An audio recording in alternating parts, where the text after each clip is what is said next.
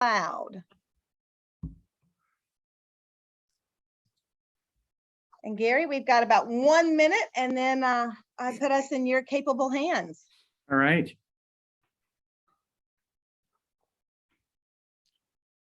Is that Mr. Crumley down at the bottom? I know. Yes, he hopped on. He thought it was gonna. We're getting close to this age that this stuff now matters to us a lot more than it used to. You got to give a young West Coast guy credit. We were going through his stuff today. Just got to 8, and he's like, "Estate planning? Should I dial in? I have a date with my girlfriend." I'm like, "There'll be a link. Don't worry, I'll get it to you. Share it with the rest of the team, guys. Never too early to start." Yeah. Well, we'll welcome everyone to the estate planning edition. It's, so when you're kind of get to this age and you have a few gray hairs, this sort of thing really begins to matter. And you're looking at your parents and they're getting older, and so are you. And your kids are looking at you going like, so do you have a plan? What's next? And then all of a sudden this little thing called Social Security comes in, and there's all these questions about that. When do I jump in? How far do I jump in? Do I wait? Do I do it now? You know, all of those things tends to kind of increase the stress level as you age. And so one of the most important stressors is, as always, to have a plan. And that's what we're going to talk about tonight. So over to you, Michelle. Wonderful. Thanks so much, Gary, as always. And it is wonderful being with everybody. This is our ninth one now. So at this point, you guys know me pretty well. I am your wonderful host this evening. You don't have to listen to me talk a lot tonight, which is wonderful. We've got some great guests, and we are going to hop into talking about this estate planning. No, not just, you know, we've talked a little bit about having that basic plan, right? Starting to save. We've talked about starting to have investments and thinking about growing our wealth. Now we're going to really start this month and probably in November, dig into a lot about what you do when you have this wealth, whether it's a couple of savings accounts and a retirement account, or whether you've got a lot of properties and you really need that estate plan. What is going to happen, right? So with that, I am going to share my screen real quick. So bear with me. This is always the fun part, to make sure that everything works properly. Screen share. No, yet. Screen. Yeah, here it's all. It's on here. And Mike, you're not on mute, darling. Perfect. Okay. So we are again talking about estate planning. Should you make changes with where you are based on the time frame that you had left? Stay the course. What are the options that are out there? So if by chance you are a little new this evening, just want to make sure I am Michelle Crumley, and I am the military client and community liaison for Caliber Home Loans. And I've gotten the opportunity as a military spouse for 30 years and in the financial industry on my side, in the mortgage industry for the last 20 years, to really make education of our military and veteran communities front and foremost in whatever I do in this career. So being with you guys is always wonderful, and I'm not going to take up much of the time today because we've got so much to chat about. And it is a culmination of different things, right? When we get to this process between pensions, retirement, aging parents, we're aging, our kids are aging, that planning, we want to talk about what comes next and are you ready for it? And while there's still time, can you create the environment and the future that you really want? And I've got a couple of great guests with me this evening that get to do the heavy lifting. So Jenny, I'd like to take a minute and let you introduce yourself. Good evening, everyone. This is Jenny Brown. I am an estate planning attorney, and that means that I do wills and trusts and powers of attorney, advanced medical directives. I do some estate administration and help people out when somebody passes away, or trust administration if somebody passes away and they have a trust.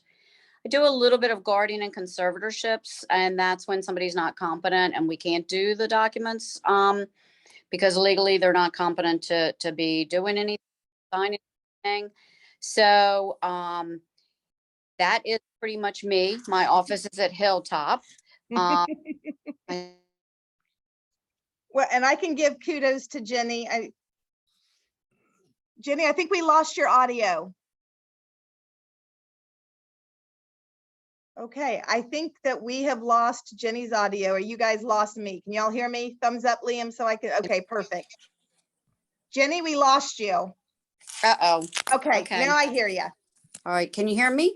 Yep, I was just All right, giving wonder you what happened. All kudos right, hold that on. Jenny actually helped Mike and I a number of years ago set up our wills, which we probably at this point, 12 years later, need to relook at, along with advanced directives and all those wonderful things, which we're going to talk about this evening. So I can give you firsthand knowledge that Jenny is excellent and knows what she's doing. So great to have you with us this evening. We also have Mike Frazier with us. So Mike, tell us a little bit about yourself. Yeah, good evening, everyone. And I appreciate this opportunity because, if you look at my bio, I was in the United States Navy submarines for about 12 and a half years. I medically retired due to having asthma. You can't have asthma on submarines. So I participated in the VA vocational rehabilitation program, got my bachelor's degree. And I said, I haven't got approved for law school. So I said, I'm going to just do something while the class starts up for law school the next season. So I became a financial advisor. I love numbers. And what do you know? Here it is over 25 years later. I'm still doing it, still loving it. And I tell people I haven't worked a day in that 25 years because I do. I absolutely love what I do. And I think what I love the most is definitely making a difference and helping a person understand what they have, but also why they have it. And, one of the other things, not just investing, we take a look at taxes because you think about it for a second, anything an advisor does will either negatively or positively impact your taxes. So that all fits together with what we're talking about because my couple subjects, the required minimum distributions and Social Security, guess what? There's taxes involved. So that's why it's so important. And I see this opportunity as giving back. And again, I'm looking forward to it. So thank you. Wonderful, Mike. Great to have you with us and looking forward to it. And as we kind of mentioned, we've got a lot that we are going to cover. So we want to talk about some of the basic and necessary estate planning documents that are out there. When you have your assets, titling them, the beneficiaries, the allocation and transfers that can happen or need to happen, even if there's a disabled child that you need to consider. Social Security, you can take it early, you can wait. Why? What are the options? What one makes best sense for you? And then also with your retirement accounts, the law requires that you start pulling money from it at certain ages and certain amounts. And how does that affect your plan as a whole? Because again, there's this thing called taxes. Now, what is crazy is each one of these topics could be its own 3-day or 3-hour seminar, right? Each one of these has so many moving parts. We are just dabbling in them to let you know kind of what to expect, give you some resources, but then also just to get you guys thinking about this in your future. So with that, do want to start with kind of the basics of that estate plan, right?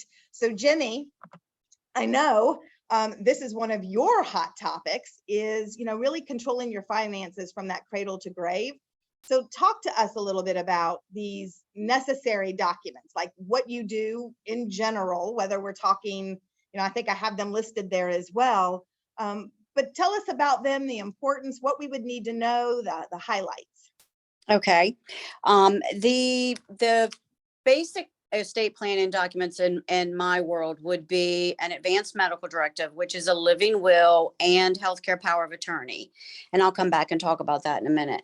A durable power of attorney, which would allow somebody to step in to help you pay your bills, deal with your finances, all those kind of lifetime things that you would do if you could, but you're not able to. And then a will and possibly a trust, just depending on the situation. And everybody's situation is a little bit different. People will say to me all the time that they don't think they have enough to do planning. And it doesn't matter how much you have or how little you have, you really do need to have these basic documents in place. The advanced medical directive, as I said, is living will. And the living will is the part of the document that says, if you have a terminal condition or you're in a persistent vegetative state, that you do not, or you do want life prolonging procedures. Keep me comfortable, keep me drugged, or feed me with the feeding tube, hydrate me constantly, don't take me off the ventilator. You get to make that choice while you're competent and do it ahead of time. The healthcare power of attorney is where you name someone, and anytime I talk about someone, we're always want in the documents at least one and two, maybe three people in whatever order we need to put them in to be able to step in for you. I don't ever do documents with one person because the fear is something's going to happen to that person and you're not competent and we can't redo the documents. So the healthcare power of attorney is naming someone to step in and make medical decisions for you when you are not capable of making your own medical decisions. Choosing doctors, choosing whether or not you have surgery, putting the do not resuscitate order in place, what kind of care you'll get, all those kind of medical things that you would do for yourself, but you're not able to. That's what the healthcare agent does. So that's taking care of medical decision making while you're alive. The importance. With that, just real quick, with that also makes it so much easier on your family, right? That those things are in place. Can you tell me a little bit about that? Well, because you're making the choice and you're saying, yes, I want my spouse to make these decisions, or if there's no spouse, I want my oldest child. I don't really think it's a good idea to put too many people on things because you kind of need a decision maker. And you also want to choose the person that you know will follow your wishes, because that's the important thing here. It's the trusted person to do what they know because you've said, this is what I want. So it's important to choose people that you trust to follow what the conversation has been about and to follow what your wishes are. So that's making medical decisions. The reason that medical power of attorney is so important is because we have the HIPAA law, which is the Health Insurance Portability and Accountability Act that went into play in 2003. So it's been around for a while. But the key there is, if you have not put down in writing at your doctor's offices who you would want them to be able to talk to, the HIPAA law says that those doctors, those nurses, those facilities cannot talk to anyone. So it's really important to have this in place, and you can do that at all your doctors, and you'd want to do that at all your doctors. But the document comes into play when it's not that doctor, it's not that hospital, so that you've named, again, that trusted person to be able to step in and make the medical decisions for you. So that's lifetime. The second thing, which I think is extremely important and sometimes more important than having a will, which is hard to say, but the power of attorney is key. We don't want anything to happen to anybody. God forbid that something did happen to someone. If you were in a bad car accident and somebody needs to step in and pay bills and sign paperwork and, just talk to other people, talk to your health insurance company, the power of attorney is really important. We need to sell a house. We need to sell a car. I mean, all those things that we really don't think about, we would want to make sure that we have the power of attorney in place. Anyone over 18 should really have a power of attorney because we just don't know what's going to happen. Once you have it in place, it just has to make you feel better because now you know that you've got all your ducks in a row and somebody can step in and do these things that need to be done. That is lifetime. Power of attorney dies when somebody dies. So then we're looking to whether or not you have a will or beneficiary designations on things. And we want to make sure that we have everything else lined up to make it as easy as possible on the people that you're leaving behind. Because no matter what happens, when somebody passes and we're grieving, we don't need to go through all the mess that probate is all about. And probate it's the transfer of assets by the court system from your name to whoever they're supposed to go to. So in your will, you would name, I want my things to go to my spouse and my children, and this is how I'd want them to go. If you have a revocable trust, it does the same thing. It does distribution. It says, this is who I want to get my house. This is who I want to get my whatever is in the bank accounts, the investment accounts. So whether you have a will or a trust, we're always looking to make things as easy as possible for the people that we're leaving behind, because it's a bad time as it is without adding extra work. So if somebody dies and they have a will, what happens is the executor that you've named in the will, and again, primary and secondary, the executor would take your will down to the court and have it recorded.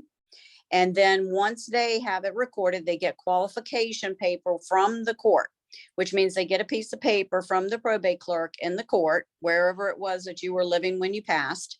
And they are able to take that qualification paper out to the bank or to someone like Mike and say, I'm the executor. You can turn the money over to me so that I can put it in the estate account. You can't just go to the bank if somebody passes and walk in and collect money unless you are named a beneficiary. So we want to make sure that we either have beneficiaries on things or we have wills and we've named the person to be able to do this whole process. So will gets recorded, inventory gets filed. That's part of the probate process. So when somebody passes, when the will gets recorded, the executor is assigned a commissioner of accounts, and that's who they turn the inventory into. So the inventory would be, say, I died and I have a checking account and a savings account and an investment account. I have a house, I have a car, I have stuff in my house. All of those things are what go on the inventory if they don't have beneficiaries. And you'll keep hearing me say, if you don't have beneficiaries, because we want to do beneficiaries on things where we can, if you don't have a trust.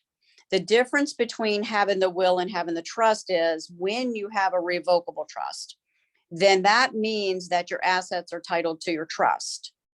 So when you pass, they're not in your name, so they don't go through probate, which simplifies the process for the people that are having to do all the work once you're gone. Because again, we want to avoid this probate process, which is recording the will and filing the inventory, and then you have to file an accounting.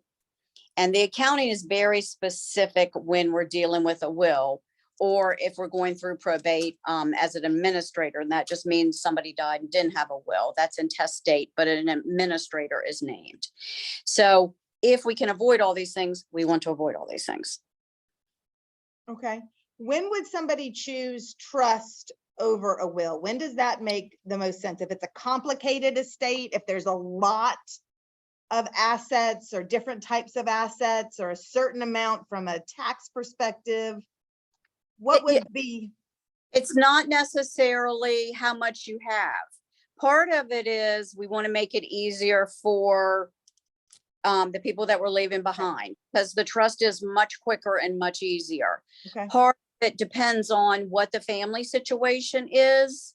If we have a handicapped child, we would want to do a trust, because then a trust comes into place for that handicapped child with somebody in charge that knows how they're supposed to pass money out, to dole money out, because you have to be really careful when somebody is on Medicaid. If that's the case with the handicapped child, we have to be very careful about how funds are distributed.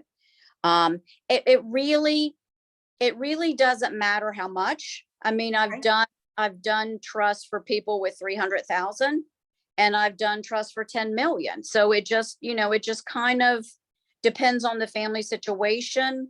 Okay. People will come to me if somebody that they know, a parent has passed and they've had to go through the whole probate process. They're like, I do not want my kids to do this.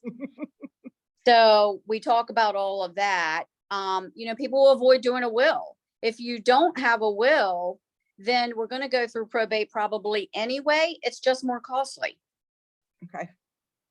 So then there's costs that you can minimize and taxes you can minimize when it is done through that estate plan, through either the trust or the will. Right. And those then working with your attorney would help you determine, based on your family situation, which one makes the most sense. Exactly. And taxes, just so, just for education purposes, when somebody passes, most of what they have gets a step up in basis, meaning the date of death value. So if my investment account had a whole lot of growth inside of it, that if I cash some stuff out, I pay capital gains. When the beneficiaries inherit, they get the value as of date of death. For real estate, it's the same. But if you go through probate, you're going to pay probate taxes, which is not that expensive. Again, it's just that I try to get clients to avoid the probate process. The probate tax is $1.33 per thousand. The estate tax exemption this year, which means you don't pay any death taxes so long as you're under $12,060,000. For most of us, we don't have to worry about that. But we still want to have the plan in place because we want to, as you've said, we want to avoid paying taxes. We want to make the taxes as little as possible, no matter what. We always are wanting to avoid paying taxes. Uncle Sam doesn't need any more of my money than he's already getting. That's what I have to say about that. That is true. So yeah, it's one of those things that everybody needs to know. You're better off inheriting because you get a step up in basis, date of death value, than you are having something given to you. Okay. So inheriting versus gifts. Yes. Okay. Most of the time we want to wait and inherit. We don't want something to be gifted ahead of time unless we're really doing some asset protection planning, which is a whole nother topic of, Medicaid. Somebody might go into a nursing home, all of that. Then we look at things a little bit differently. And we're going to be hitting on that a little bit later in this series, just not this evening, because that is, I think, also important information as we think about getting older and those kind of things. Mm-hmm. So if we know that we need this will and this and or a trust, tell me from our accounts, we've got a couple of things that I know that we wanted to make sure that you called out when it comes to those accounts. Okay, so if you've done a trust, so if you have a revocable trust that's been executed, your job as the grantor and trustee, because that's what you are, you're grantor because you own the things, and you're trustee because that's what we make you be when the trust is in place. Mm-hmm. Your accounts, with the exception of IRAs, should all be titled in the trust, meaning in my case, it would be Virginia Brown, trustee of the Virginia E. Brown Revocable Trust. Okay. So checking account, savings account, money market, investment account, my real estate, all those things when you have a trust need to be titled in the trust. If we're not doing a trust, so if I sit down with clients and we have a discussion and we don't think that a trust is necessary for whatever reason, then I'm going to want to make sure they're beneficiaries on everything. So we want to have beneficiaries on checking, which you can do, savings, which you can do. The bank calls the beneficiary a pay on death designation. So it's a POD. Most of us have seen a CD that has a POD on it. That's naming a beneficiary on those accounts.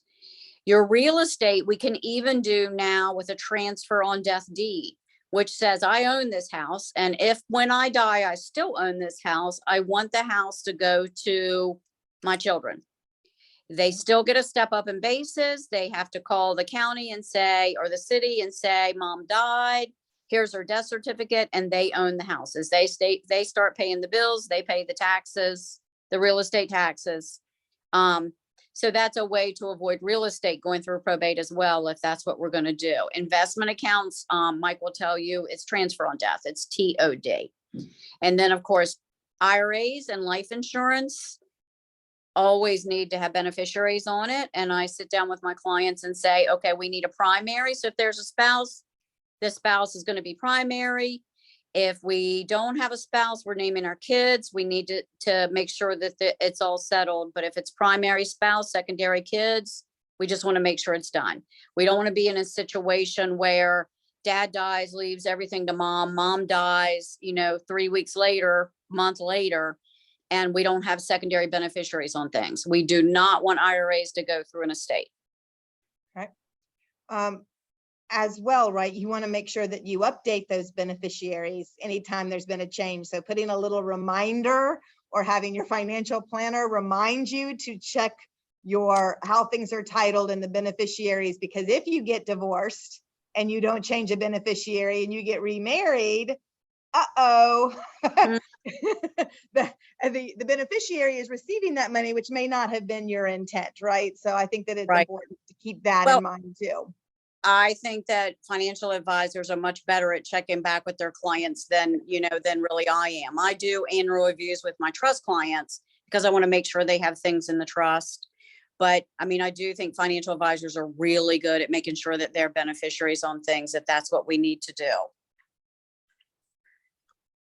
One of the other things that we kind of chatted about is from that asset allocation, making Right. sure that it's going where you want, how you want. So tell me a little bit about that. All right. So, I mean, of course, we have to be extra careful if we have minor children on how things are going to go out, because that, again, opens up a whole can of worms if a minor child is left assets. So we have to be extremely careful. It's another good reason to have a trust, because you can name the trustee to make sure that assets are being held until the child is old enough for them to get the money.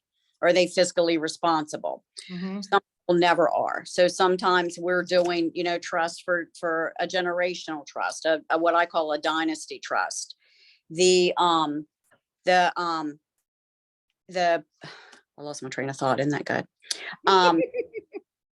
The other thing, we just want to be careful about who we're leaving things to. Is it somebody that maybe shouldn't be, somebody that might be in a nursing home? We don't want to cause, spend down on money that we don't need to have to spend down.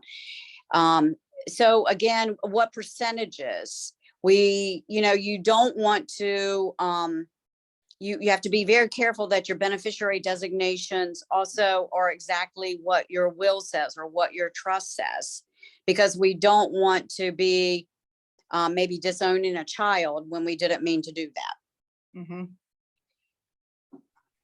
And then So- when we talk about, and I know that you had mentioned before, kind of if you have that disabled child or children, Mhm. that you want to be taken care of, some of the things in that transfer that need to be considered.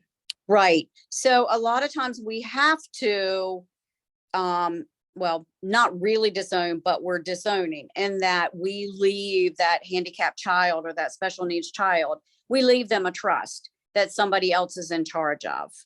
And that's really important when I discuss, planning with people. And it might be a grandchild that we want to make a plan for. So we just have to be very careful. I've had situations where, a daughter wants to leave things to a parent, and we have to be very careful about how we do that in case the parent ends up in a nursing home, because we don't want to cause undue stress because we have to spend everything down when we really didn't need to do that if we had made a plan. It could be a spouse. I mean, we have to be very careful when one spouse is in a nursing home on what the will says, because if we have an old will that says everything to my spouse and my spouse is in a nursing home and the person dies and leaves everything to them, where if that spouse is already on Medicaid, which happens a lot more in middle-class families than we think of Medicaid as a welfare program. Well, it's not, it's really a middle-class kind of situation these days. So we don't want to cause, we want to be very careful how we have a plan in place, always. So not only, right? So, I think I'm a pretty smart individual, Jenny, and I start thinking about all this stuff. And it's like, if I actually had to sit down and go out to like Google Docs and find a will or find, I start having hives, right? Again, I'm smart. There are people that will do that and will do a great job with it, but they're few and far between. I would think that if nothing, when you see all of the things that can make your life easier, as well as your families, it is worth really making sure you've got those I's dotted and T's crossed. Is that a fair statement, Jenny? That is very fair. We don't want to see things fall through the cracks that we think we've taken care of.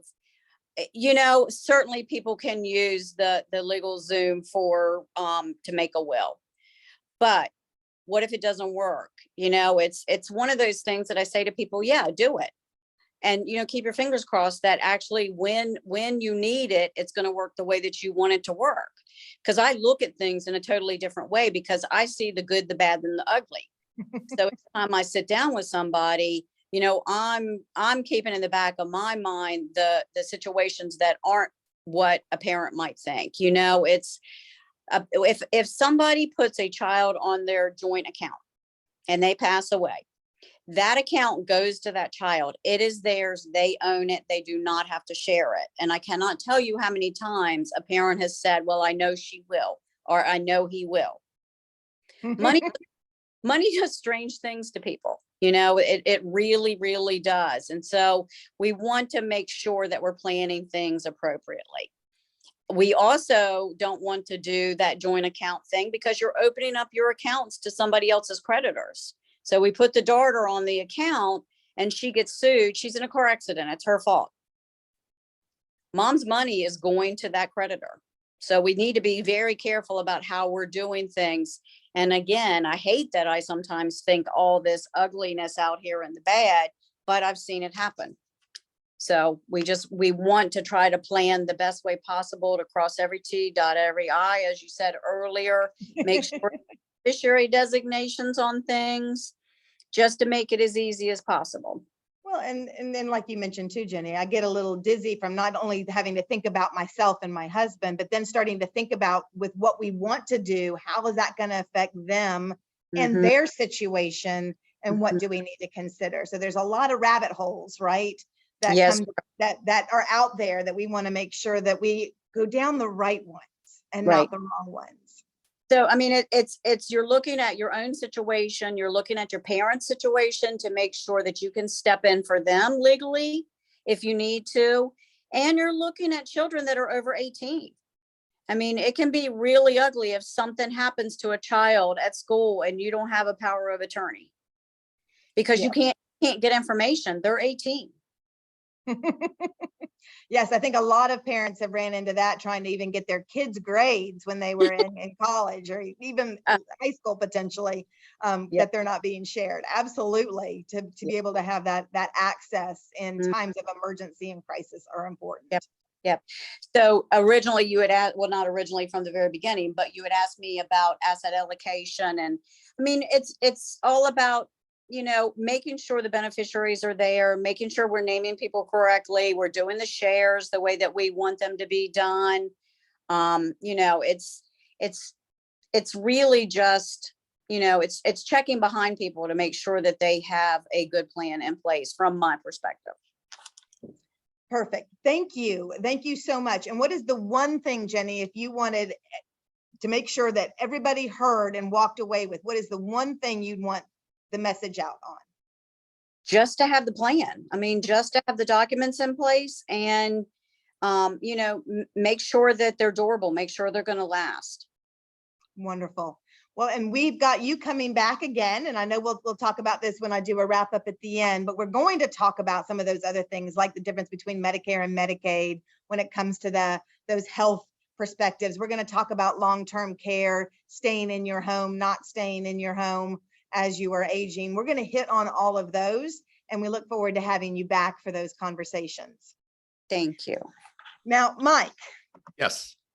I've known you now for quite a while. Yes. Trusted you with entrusting you with some assets. So you better answer these questions correctly, my friend. But Michael is here again with Legacy Planning Group, and started his company because he was tired of the big companies taking more of the money than he should have, and versus the client being able to keep that money or earn that money. So I've been very, very impressed with what Michael has done with the Legacy Planning Group. But I have you here today because we have talked previously this series. We have talked about budgeting, about creating that financial goal and those plannings, and setting up investment accounts and retirement accounts and some of those things. So we've whetted the appetite with all of that. I want to today to focus a little bit on, again, that Social Security standpoint, and then we're going to hit those minimum required distributions. Yep. So Social Security, talk to me about that. Well, one thing I want to go back to what Okay. Ginny said real quick is, Ginny, and I've probably been sending clients to you, last 8-10 years, probably at least. And she's done a fantastic job and fantastic. And one of the things about updating your beneficiaries, I'll give you a perfect example. I had a client, he divorced his wife, but then he did not know who to change the beneficiaries to of his life insurance, his investments. And we had several conversations and he goes, she's the one I trust the most. They're married for 20 years. Great. Well, he told me about insurance policies. He said his ex-wife was a beneficiary. Great. Well, guess what? He passes away. And he has 3 insurance policies. Well, the beneficiary is his wife on one, and his 2 girlfriends run each on the other ones. And you'll never guess who the executor was as well. The ex-wife. Oh, So what a quagmire. well, luckily, being a good advisor, I told the client she's also a client, the ex-wife, and I said, look, I'll take care of this. I will do all the paperwork. I'll talk to the girlfriends about this. And so very, very true. It's funny. You think, like I said, being 25 years of business, oh, I've seen this. No, there's something new every month, every year, whatever. So I just want to pass that out as well. So Yep. that's real life right there.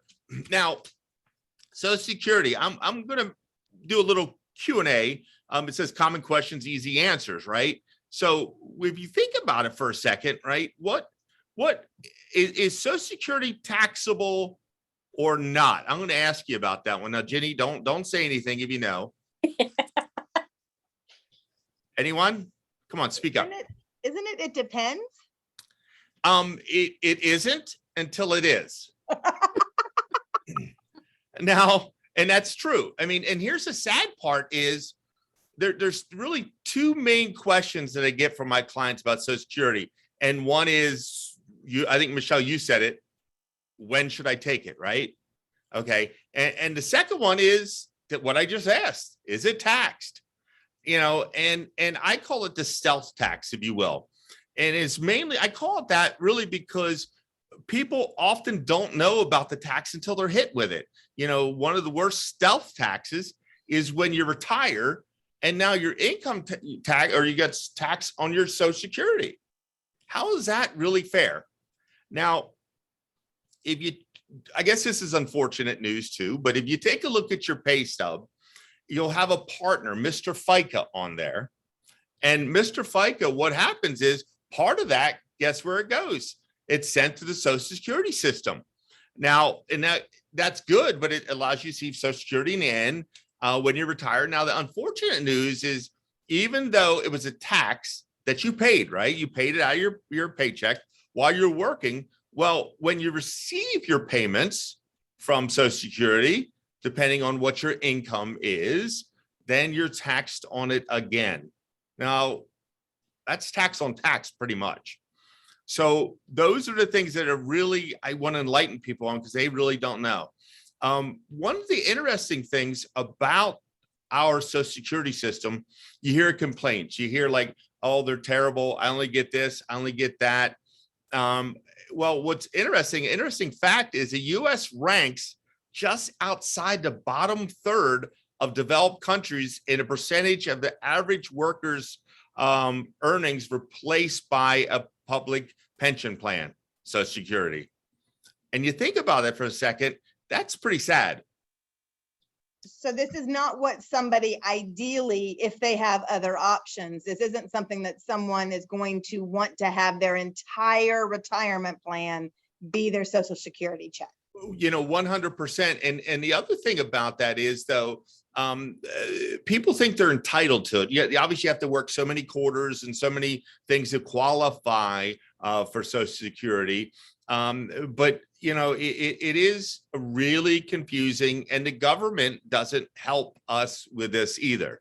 There's so many offsets, and if you do this, but then if you're born this year, you got a full retirement age of 66 years and 9 months, and if it's crazy. And not only that, but I was reading a stat, it says only 52% of the answers from Social Security Administration customer service reps were correct. Oh, yay. Well, Yes. that's heartwarming. That's up there with the IRS, I think, really close. So, you think about it, and now, let's go through the numbers. You think about it, we just, it started August of 1935, and now you've heard rumblings now that it's going to be insolvent by 2034, if you will. And, I think that then they said it's only gonna be like 77% of what they're currently getting. These things, there's some easy fixes, but people don't want to be on that side of the aisle, if you will. But let's just think about it for a second. Now, if you're an individual, if you make under $25,000 a year, there's no tax. There's no tax on your Social Security. Now, 25 to 34 is 50% of it's taxable. And then 34 to above is 85% of your Social Security benefit is taxable. So what is interesting about this, though, is if you make $24,999, right, and you just happen to get one extra dollar, now you're now $25,000.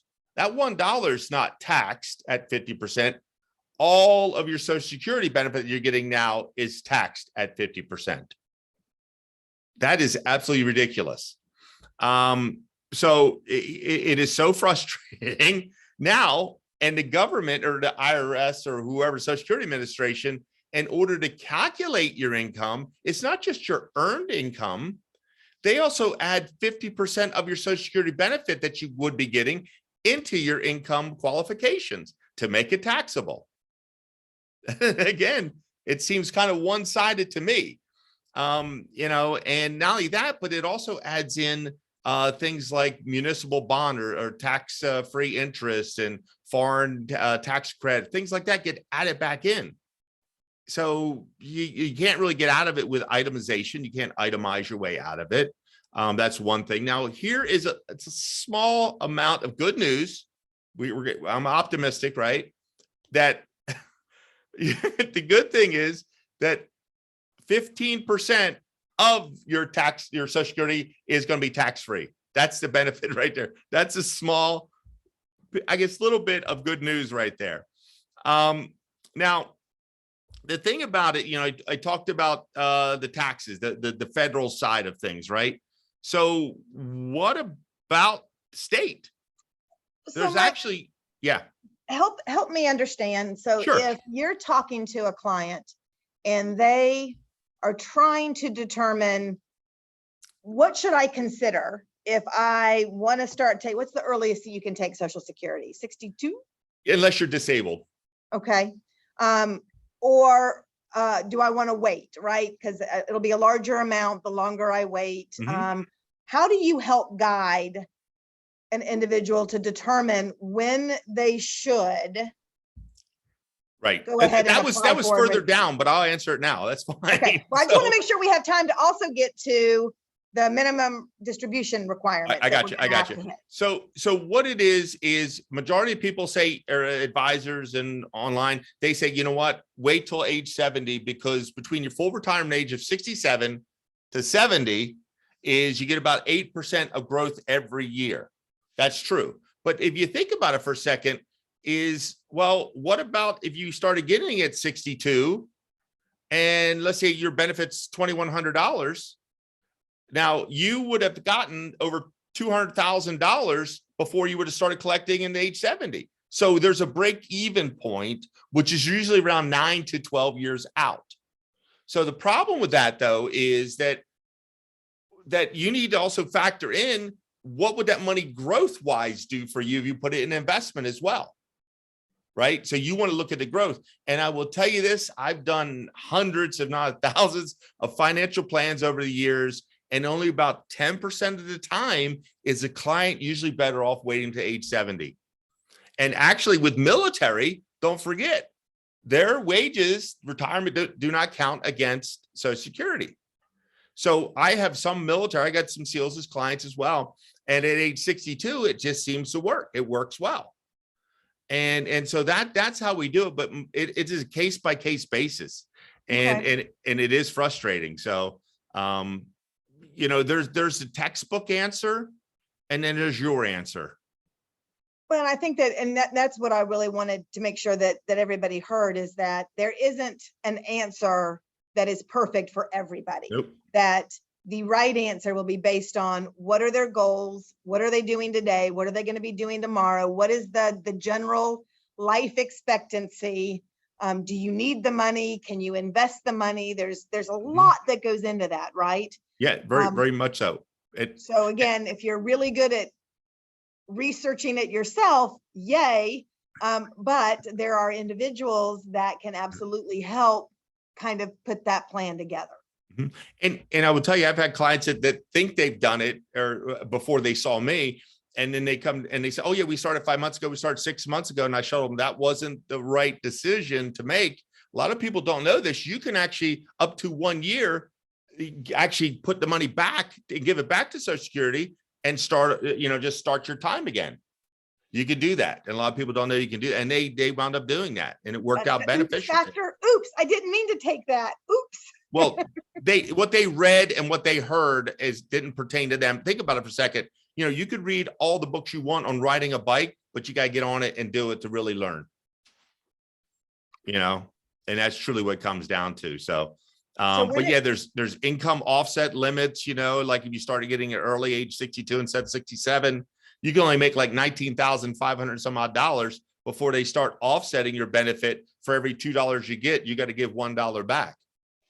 That's not a bet. All those things matter, really figure into the client situation. And again, it is a case by case basis. And then individuals such as yourself, right, are able to show the different kind of options, so that then you're making the best choice given your situation based on the information, right? Today. Today. Again, yes, who knows what happens next year, next administration, next, crisis, any of those things. And the other thing I want to throw out there too, we talk about taxes, that there was just a bill introduced last week that was trying to make the Social Security benefit tax-free. And I don't think it's going to fly, because they see it as giving a benefit to the more wealthy people that are paying tax on it. You think about it, the people that are getting Social Security don't have the income. It's not helping them at all. Right. So, but it is out there. It was introduced. I think it's great, but I think it's going to die on the vine. So I get that.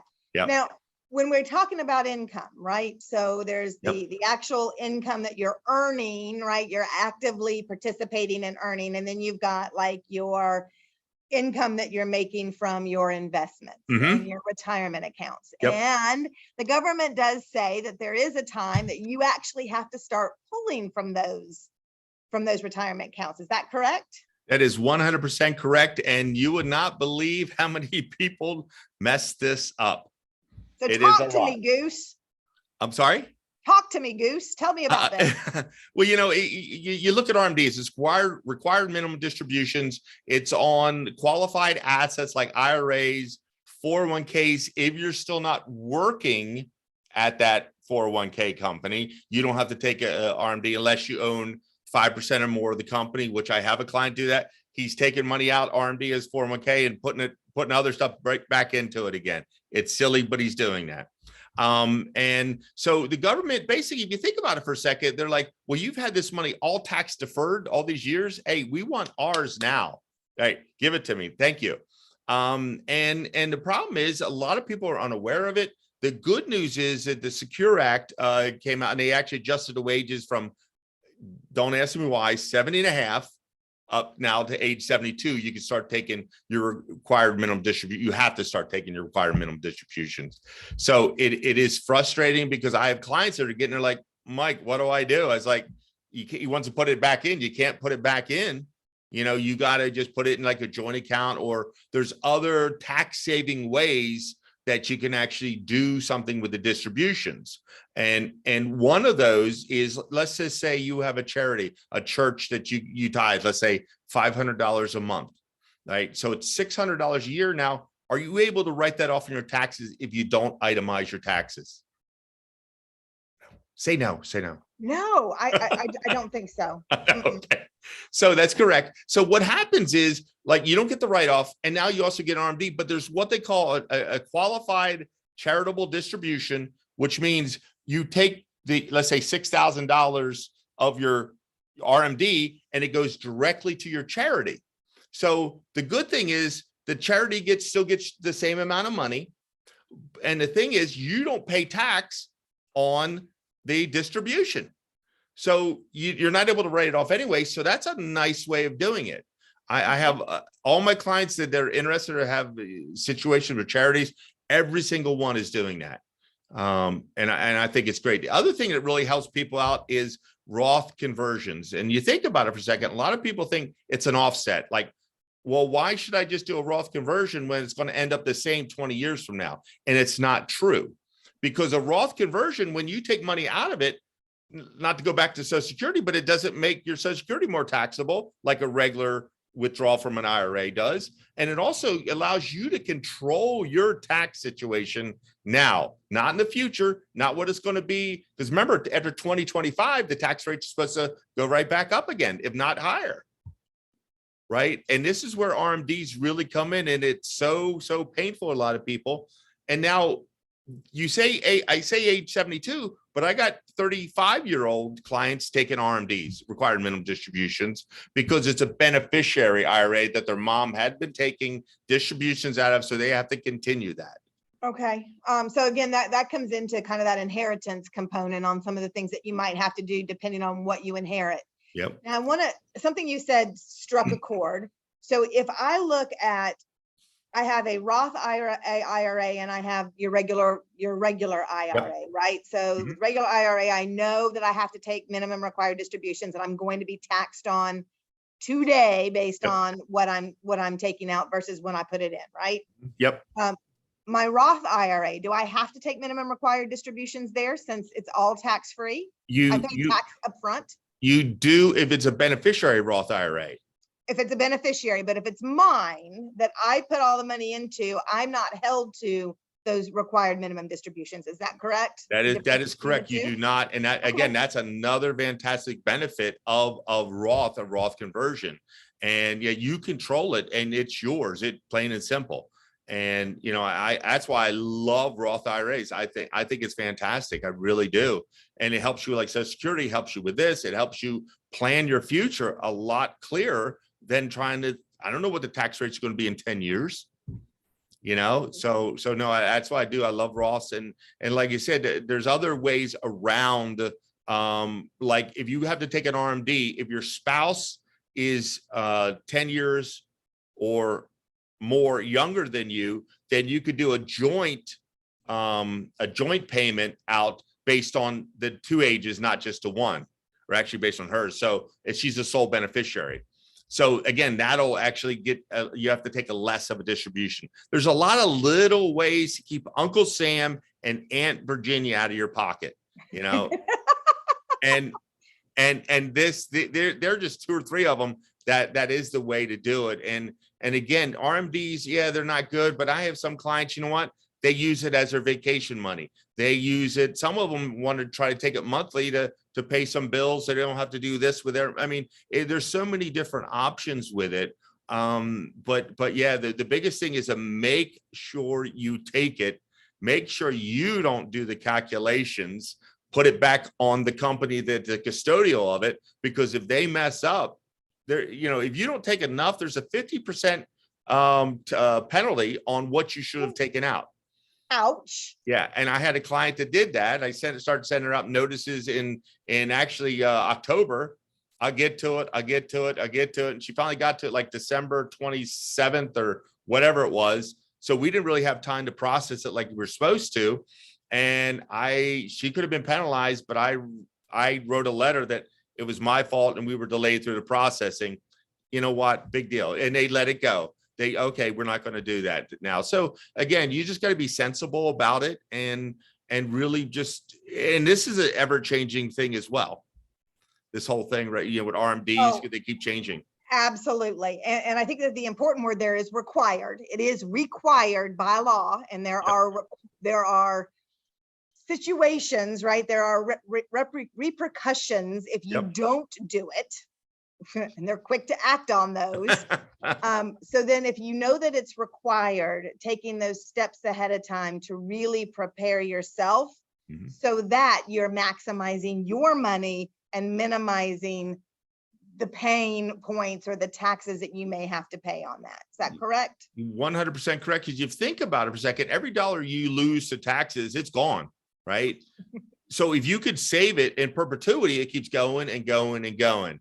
And that's truly how you have to look at it. So like I said, that's why I'm big on taxes. I love keeping them at arm's length and taxes wise. And again, the benefit comes back to the client tenfold if you think about it.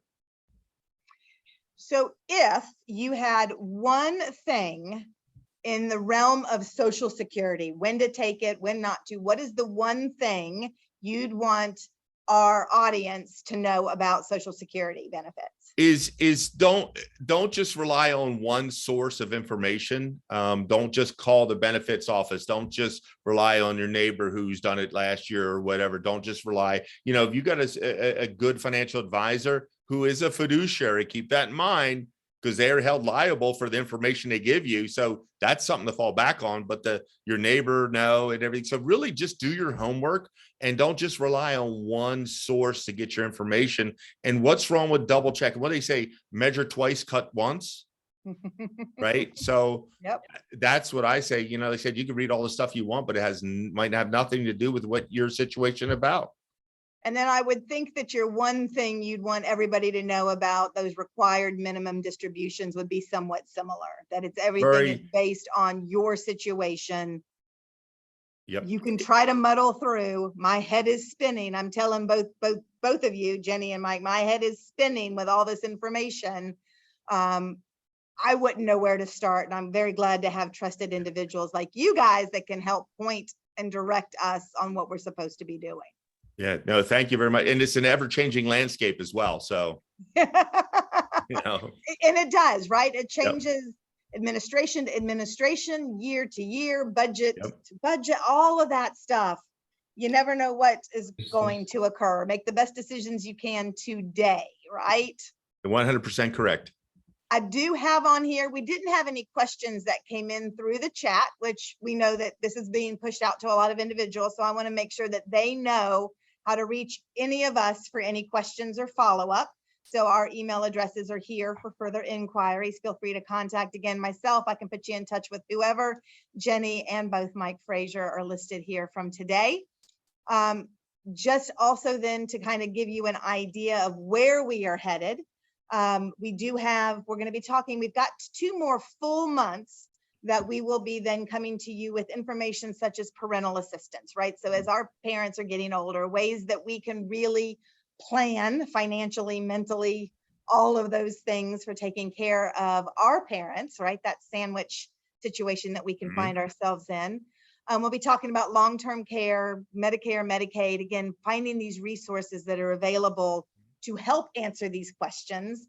And then we're also going to talk about utilizing your house, right, in the way of that equity that you've been building up in ways that can help as you start looking at retirement and that kind of estate planning, on things to think about there.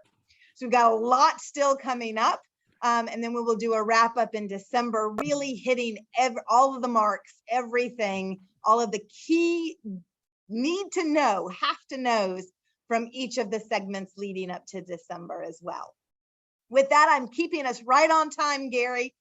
We're coming in on the mark. I'm handing this back to you to wrap us up, my dear. Oh, I really don't know what else to say other than, wow, that was, I think my head is like you, is kind of like, have to go back and watch this once again and kind of get the grist of it all again and make notes as I go. So thank you all so much. This was incredibly helpful. And hey, this will all be posted soon, and we'll make sure that the links go out there to everyone. So take care, everybody. And again, thank you all for giving us all this amazing information. Thank you for having